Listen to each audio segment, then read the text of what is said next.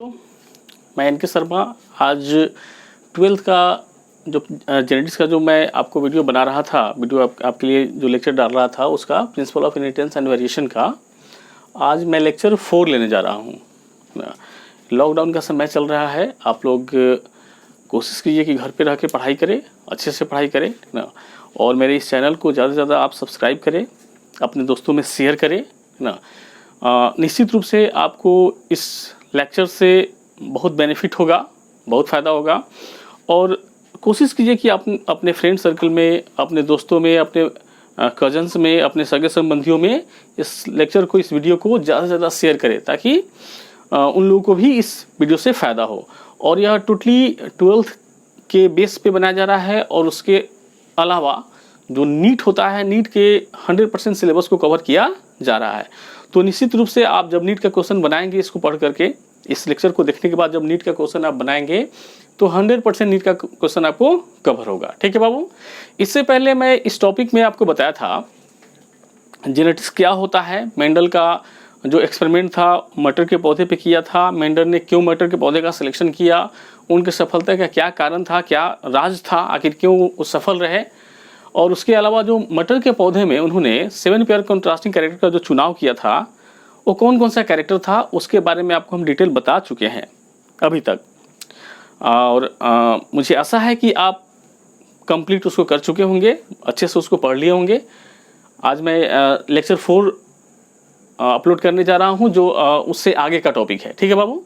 तो यहाँ पे देखना है कि मेंडल मटर के पौधे का सिलेक्शन किया, और मटर के पौधे के सिलेक्शन करने के बाद आखिर ऐसा क्या कारण था कि मेंडल सफल तो हो गया अपने वर्क में, लेकिन अपने जीवन काल में, पूरे जीवन काल में मेंडल को साइंटिस्ट का दर्जा नहीं मिल पाया।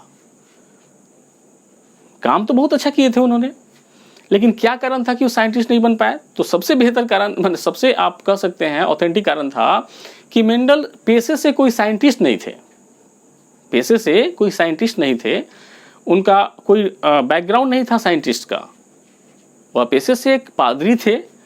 तो साइंटिस्ट के ग्रुप के द्वारा उनको साइंटिस्ट का दर्जा नहीं दिया जा रहा था उस समय, जब तक वो जिंदा रहे। तो मेंडल ने तो काम बहुत अच्छा किया, काम करने के बाद, है ना, काम करने के बाद उनको साइंटिस्ट का दर्जा नहीं दिया गया। मेंडल को भाग्यशाली वैज्ञानिक नहीं माना जाता है। मेंडल को माना जाता है कि बहुत ही अनफॉर्चुनेट वैज्ञानिक थे, साइंटिस्ट थे, वो बहुत ही अनलकी थे, क्योंकि जिस समय इन्होंने अपना काम किया था उस समय डार्विन का सिद्धांत बहुत ही जोरों शोरों पे था। डार्विन का जो इवोल्यूशन का सिद्धांत था, जो लॉ था, बहुत जोर शोर पे था, और इनका बैकग्राउंड भी नहीं था साइंटिस्ट का।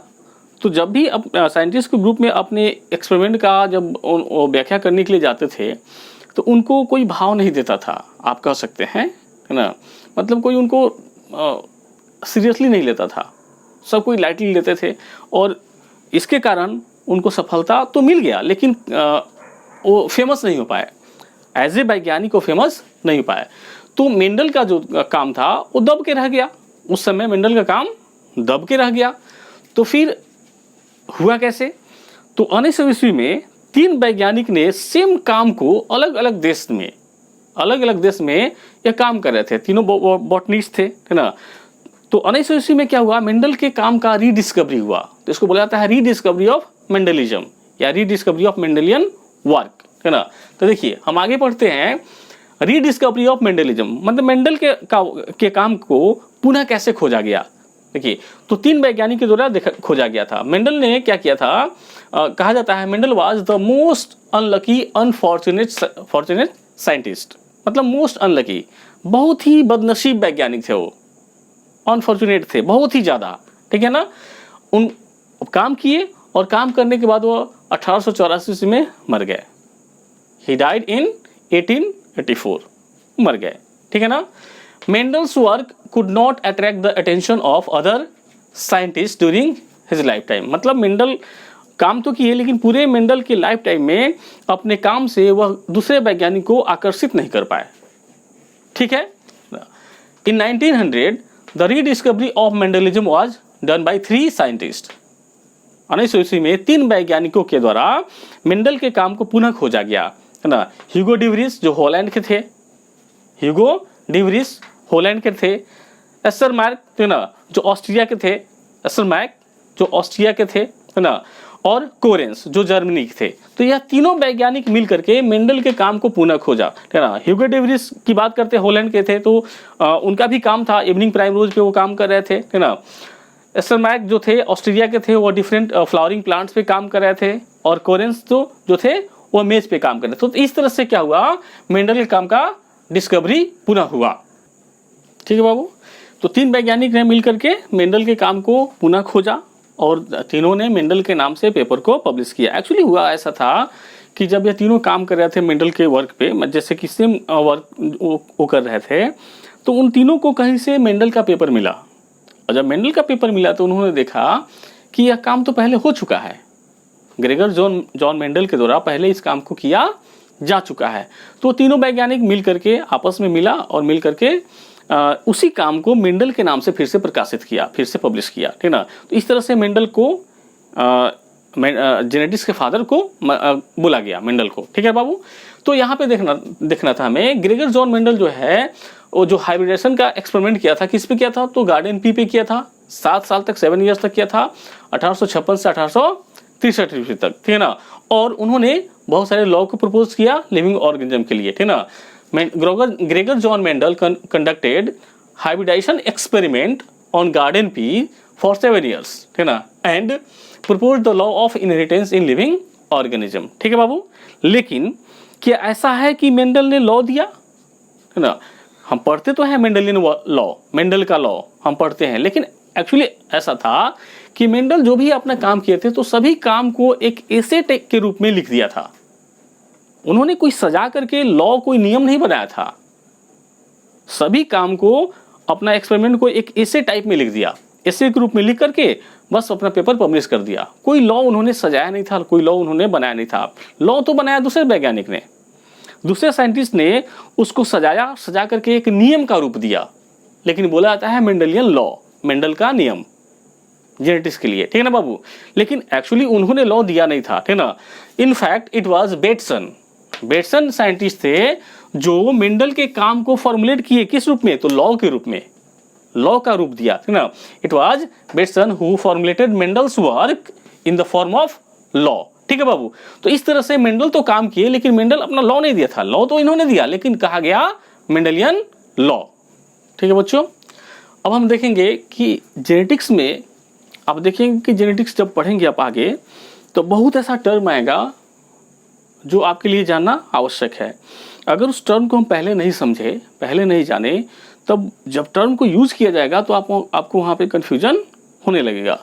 तो हम आगे बढ़ने से पहले, जेनेटिक्स में आगे बढ़ने से पहले हम उस टर्म को समझेंगे, जानेंगे कि वो टर्म एक्चुअली होता क्या है, ठीक है बाबू।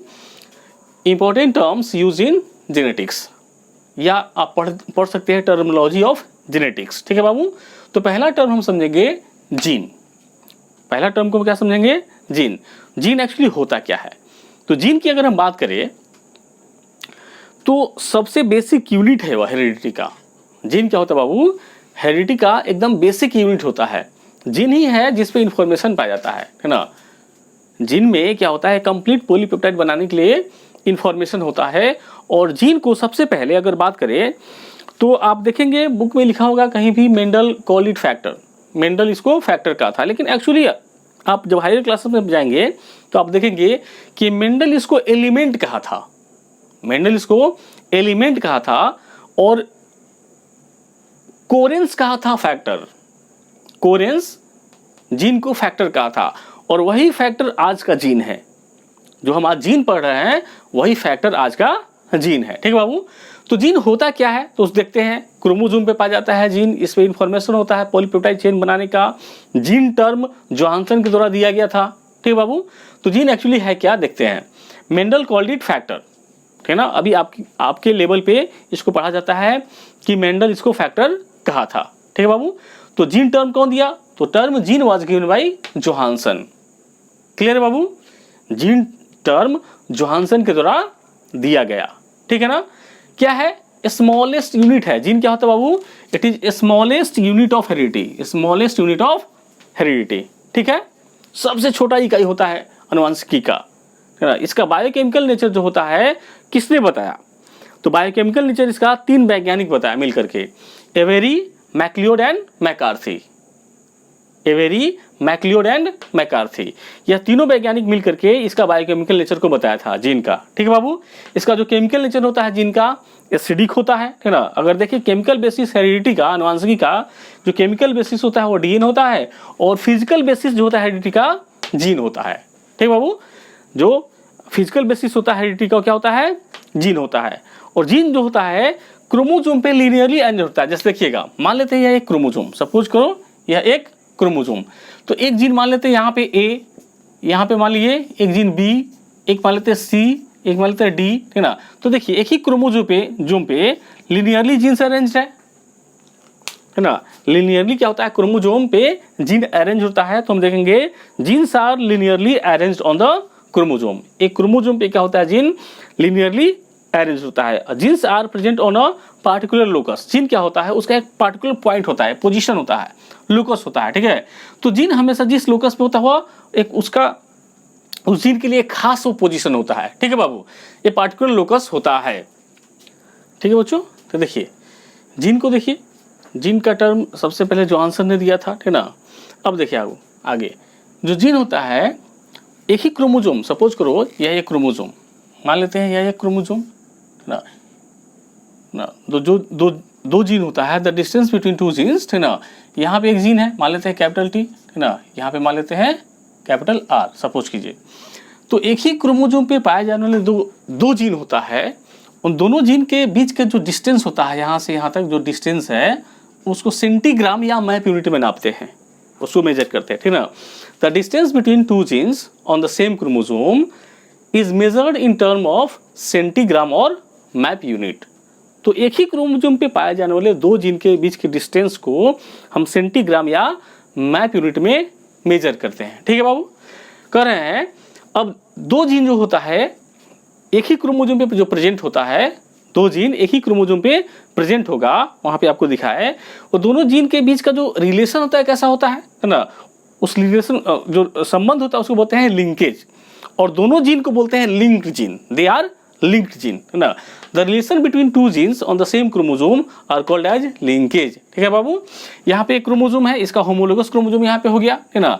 यहाँ पे एक क्रोमोसोम, उसका होमोलोगस क्रोमोसोम। यहाँ पे एक कैपिटल टी जीन मान लेते हैं, इसके सेम लोकस पे क्या होता है, अलील होता है।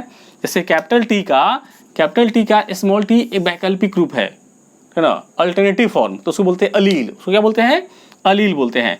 तो एक जीन यहाँ पे हो गया, एक जीन यहाँ पे हो गया।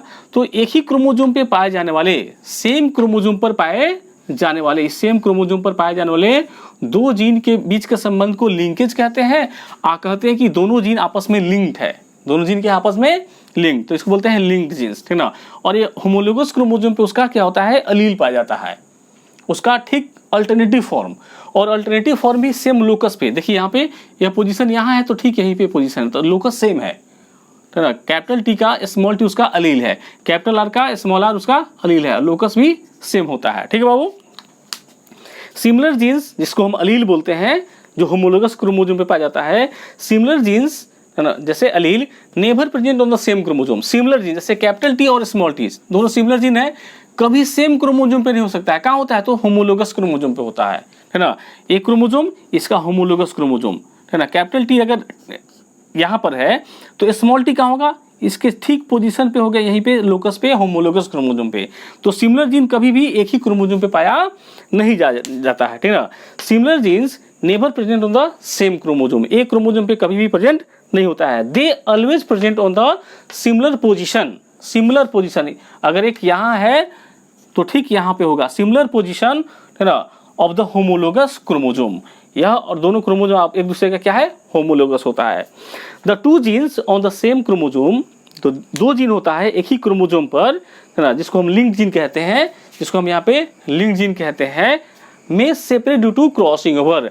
क्रॉसिंग ओवर पहले भी आपको बताए थे, जब हम जेनेटिक्स स्टार्ट किए थे तो फर्स्ट लेक्चर में आपको बताए थे कि जेनेटिक्स पढ़ने के लिए सबसे पहले आपको जरूरी है मियोसिस को पढ़ना।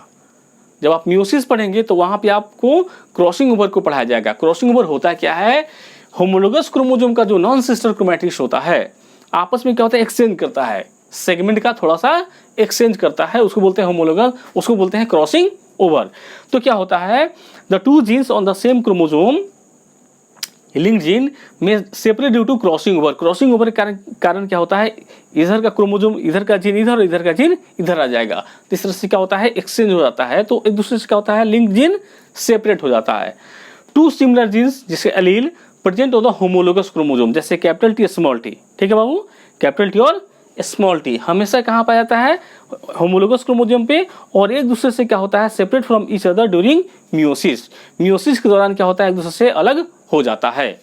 ठीक है बच्चों, तो देखिए जीन की बात कर रहे थे, तो जीन क्या होता है, डीएनए का सेगमेंट होता है। जो डीएनए होता है उसका एक पार्ट होता है जीन, एक कुछ न्यूक्लियोटाइड्स का कुछ सेगमेंट होता है, सीक्वेंस होता है कुछ न्यूक्लियोटाइड्स का, जिसपे कंप्लीट पॉलीपेप्टाइड बनाने के लिए इन्फॉर्मेशन पाया जाता है, ठीक ना। तो gene is the segment of DNA having information for the synthesis of a complete polypeptide chain. Gene क्या है, एक सेगमेंट है, डीएनए का कुछ पार्ट है। सपोज जैसे कि यहाँ पे हम बनाए आपको, ये रहा डीएनए, है ना। डीएनए यहाँ से यहाँ तक जो सीक्वेंस है न्यूक्लियोटाइड का, इसको मान लीजिए जीन 1, इसको मान लिए जीन 2 और इसको मान लिए जीन 3। क्लियर बाबू।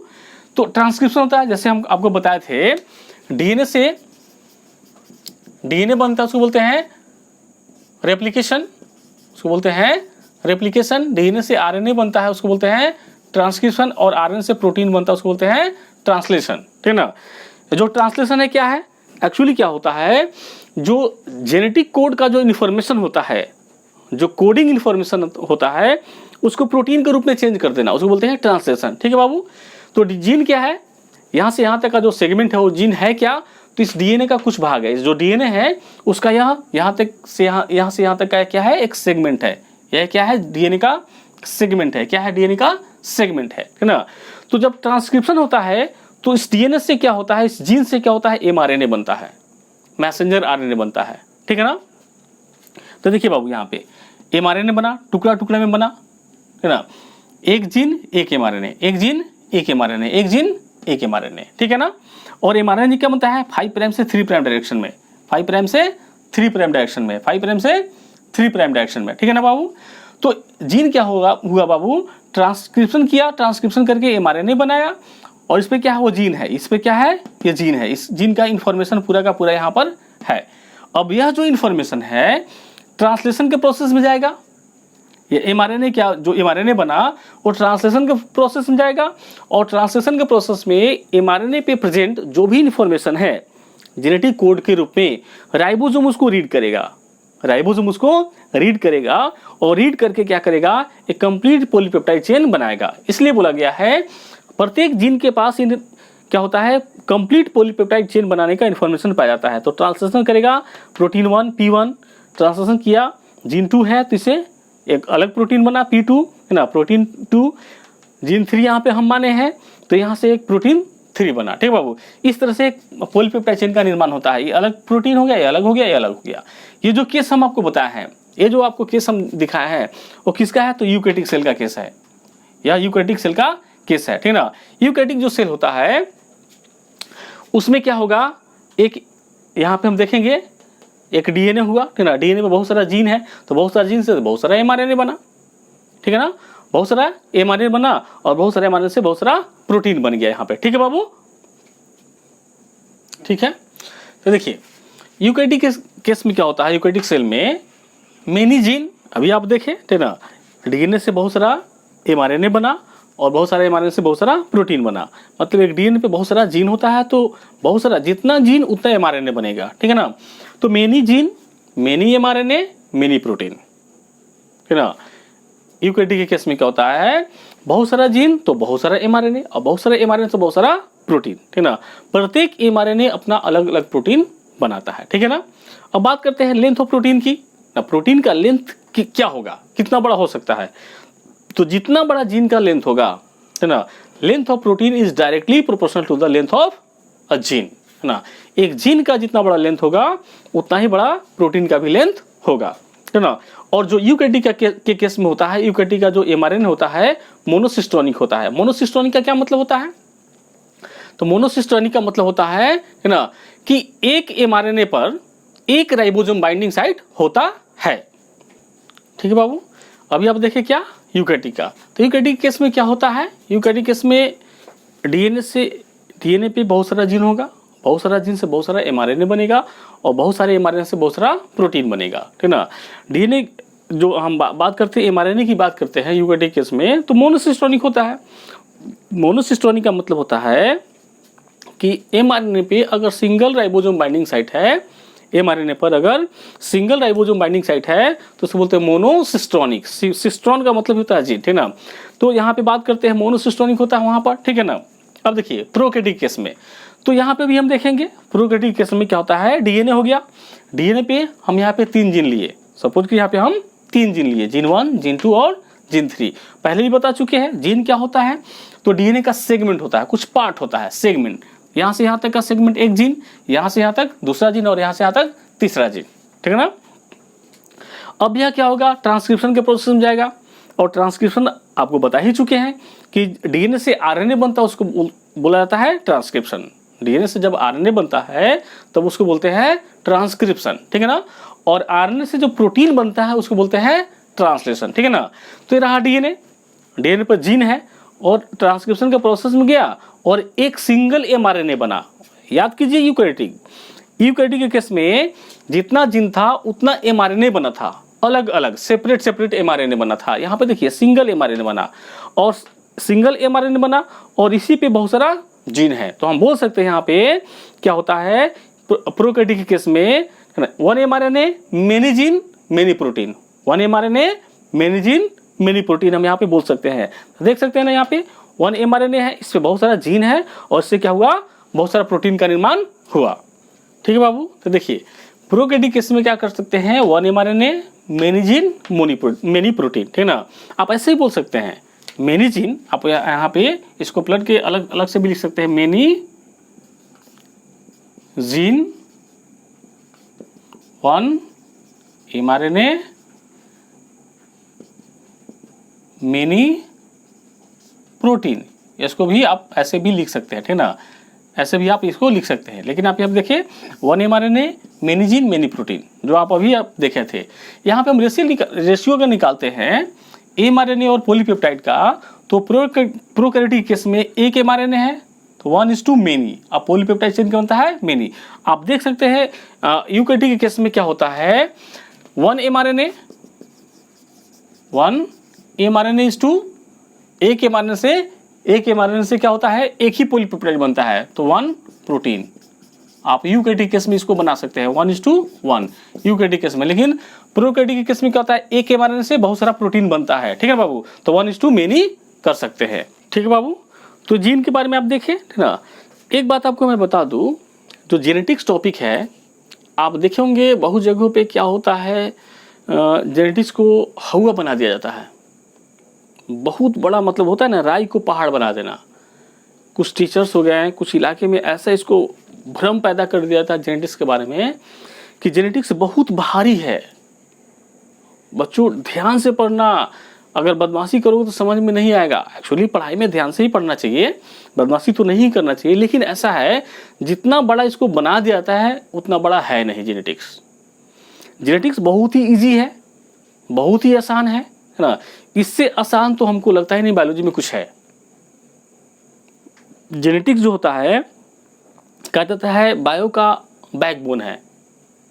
वाकई में बायो का बैकबोन है, बहुत ही इंपॉर्टेंट टॉपिक है। नीट में भी इससे नहीं भी तो 16 से 17 क्वेश्चन पूछता है हर साल। मेंडेलियन जेनेटिक्स हो गया या मॉलिक्यूलर जेनेटिक्स हो गया, दोनों से मिलाकर के पूछता है। वाकई में बहुत ही इंपॉर्टेंट टॉपिक है। लेकिन जितना बड़ा हुआ बनाया जाता है उतना बड़ा हुआ है नहीं ये चीज जेनेटिक्स। ठीक है बाबू। तो हमेशा दिमाग को शांत करके पढ़ना, जब भी पढ़ना है एकदम दिमाग को रिलैक्स मूड में करके पढ़ना। ऐसा सोचना कि इससे आसान कुछ टॉपिक ही नहीं होता है, जेनेटिक्स से आसान कोई टॉपिक है ही नहीं है पूरे बायो में। ऐसा सोचना, आप पढ़ने जा रहे हो एकदम आसान है, एकदम इजी है।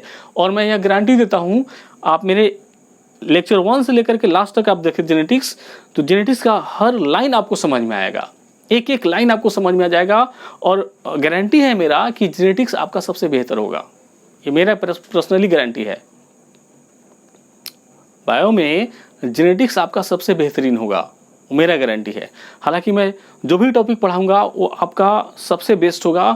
पूरे आप वर्ल्ड वाइड जाकर देखोगे, इससे बेहतर पढ़ाई कहीं मिलने वाला नहीं है। एक्चुअली ऐसा नहीं बोलूँगा कि इससे बेहतर की कमी नहीं है, एक से एक लोग हैं पढ़ाने वाले, एक से एक कंसेप्ट है, लेकिन मेरा कंसेप्ट किसी से कम नहीं है, मैं इतना बोलूँगा। मेरे स्टूडेंट जो मेरा वीडियो देखेंगे लेक्चर 1 से लास्ट तक, वो किसी से कम नहीं होगा, इसका मेरा गारंटी है। और यह फ्री ऑफ कॉस्ट अवेलेबल है यूट्यूब पे।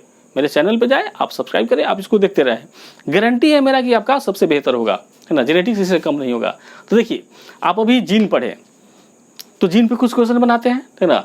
जो आपका जीन है वो है क्या, कहाँ से आया, है ना। Your gene used by you, option B will be used by your children, option C have got from your parents, है ना।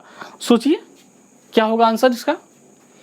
आपका जीन आपके द्वारा यूज किया जाता है, आपके बच्चों में जाएगा, आपका बच्चा इसका आपके बच्चों के द्वारा इसका यूज किया जाएगा, और यह आपको प्राप्ति कहाँ से हुआ है, तो आपके माता पिता से। तो सोच के बताइए, मैं टाइम दे रहा हूं आपको, सोचिए,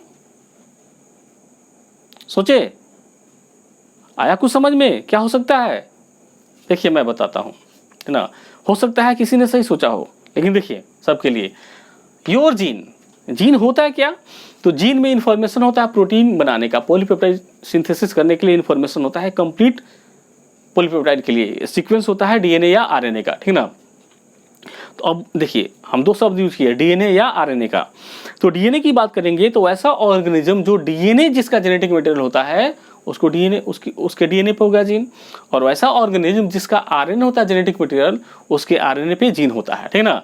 तो देखिए यहाँ पे, तो जो जीन होता है, हमारा जो जीन है, योर जीन मान लेते हैं हमारा जीन, है ना। Your gene used by you yourself, क्योंकि हमारा जीन ही तो हम में काम करता है, तभी तो हमारे बॉडी में सारा फंक्शन परफॉर्म हो पाता है, हमारा प्रोटीन बॉडी हमारा प्रोटीन बना पाता है, उसी जीन पे इंफॉर्मेशन है, तो उसी जीन से क्या होता है, हमारा बॉडी प्रोटीन बना पाता है। तो क्या होगा बाबू, used by you, your gene is used by you, ठीक है ना। Will be used by your children, जो कि हम बात करते हैं हमारा जीन हमारे द्वारा यूज होता है, तो जीन आया कहाँ से, तो जो क्रोमोसोम आता है, जो डीएनए आता है हमारे माता पिता से, वही तो जीन हम में आया है। हमारे माता पिता से जो क्रोमोसोम जो डीएनए आया और उसी डीएनए पे जीन है, तो क्या होगा, will be used by your children, है ना। तो हमसे भी तो जाएगा हमारे बच्चे में, और हमको भी तो अपने माता पिता से प्राप्त हुआ है, ठीक है। हमारा जो जीन है हम तो यूज करते ही हैं, और हमारे में हमारे माता पिता से आया है, तो ऑब्वियस है कि हमारे में हमारे बच्चों में जाएगा, ठीक है ना। ऑब्वियस है कि जब हमारे माता पिता से हम में आया तो हमारे बच्चों में भी जाएगा, क्योंकि ये आनुवांशिक पदार्थ है, ठीक है ना, क्रोमोसोम डीएनए। तो इस तरह से होता है हमारा जीन क्या होगा, your gene used by you will be used by your children and have got from your parent.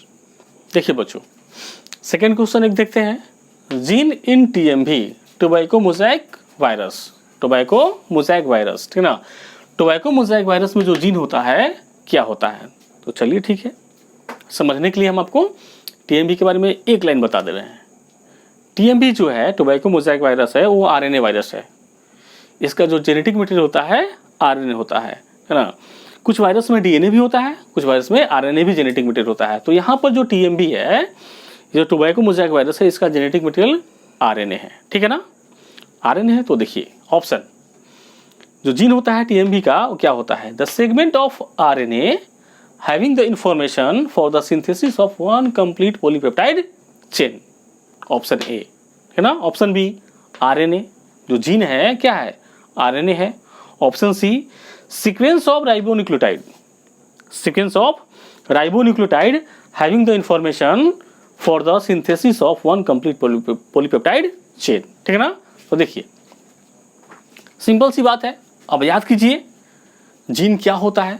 अभी आपको बताए हैं कि जीन क्या होता है, तो सीक्वेंस होता है, एक क्या होता है, एक सीक्वेंस, एक पॉलीपेप्टाइड का एक सीक्वेंस होता है, डीएनए का कुछ पार्ट होता है, कुछ सेगमेंट होता है ना।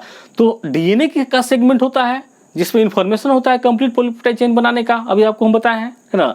लेकिन बात एक्चुअली ऐसा है, अगर ऑर्गेनिज्म डीएनए कंटेनिंग है, मतलब डीएनए उसका जेनेटिक मटेरियल है, तो डीएनए का सेगमेंट हो गया। लेकिन अगर कोई ऑर्गेनिज्म है जिसका जेनेटिक मटेरियल आरएनए है तो जीन क्या हो गया, आरएनए का सेगमेंट हो गया। ठीक है ना। तो क्या होगा बाबू, आप सोचिए और आंसर बताइए। सोचिए, देखिए क्या होगा आंसर, है ना। आप बोलेंगे जीन क्या होता है, तो द सेगमेंट ऑफ आरएनए। ठीक है भाई, यह जो है आरएनए कंटेनिंग वायरस है, इसका जेनेटिक मटेरियल क्या है, आरएनए है। तो segment of RNA having the information, देखिए बताया थे कि जीन में क्या होता है, एक कंप्लीट पॉलीपेप्टाइड बनाने का इंफॉर्मेशन होता है।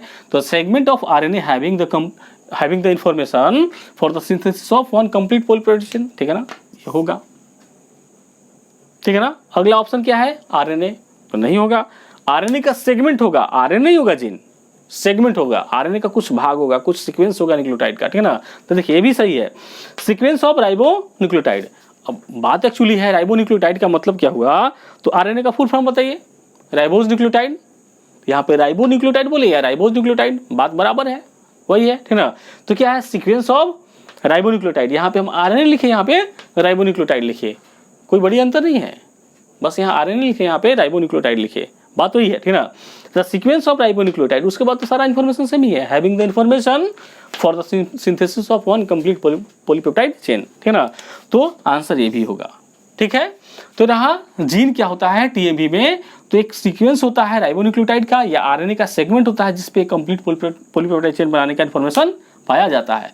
तो जीन से रिलेटेड क्या होगा, कुछ क्वेश्चन हो गया, आपको समझ में आ जाना चाहिए। ठीक है बाबू। तो क्या करें, आप वीडियो को ध्यान से देखें, है ना, ध्यान से देखें और ज़्यादा से ज़्यादा इसको शेयर करें। अगर कहीं से भी कॉम्प्लिकेशन आ रहा है, कहीं पे प्रॉब्लम हो रहा है वीडियो को समझने में, तो आप डायरेक्ट कमेंट करें, है ना, सर यहाँ पे प्रॉब्लम है, तो मैं उसको ठीक कर दूंगा। ठीक है ना। आप इसको क्या करें, अपने दोस्तों में, अपने सर्कल में ज़्यादा से ज़्यादा शेयर करें और सब्सक्राइब करें। ठीक है ना। Thank you.